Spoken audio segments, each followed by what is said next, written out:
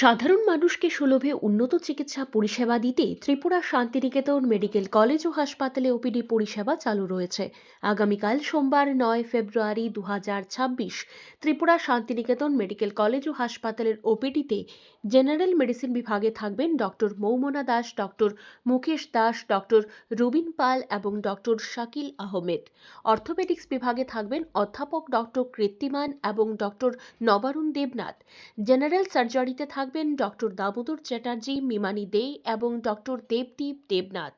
প্রসূতি ও স্ত্রী বিভাগে থাকবেন ডক্টর পম্পা দেববর্মা।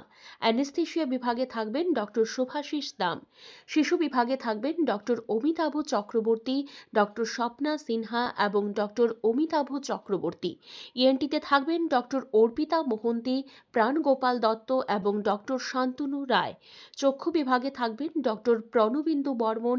এন্টি রিভিস বিভাগে থাকবেন ডক্টর মঞ্জুরি এস। মানসিক রোগ বিভাগে থাকবেন ডক্টর অনির্বাণ দত্ত। ডেন্টাল বিভাগে থাকবেন ডক্টর জয়শ্রী মজুমদার। ফিজিওথেরাপিতে থাকবেন অরিন্দম বিশ্বাস এবং স্লিমা সাহা। আপনার স্বাস্থ্য আমাদের দায়িত্ব। বিশেষজ্ঞ চিকিৎসক, অত্যাধুনিক যন্ত্রপাতি ও উন্নত পরিষেবা।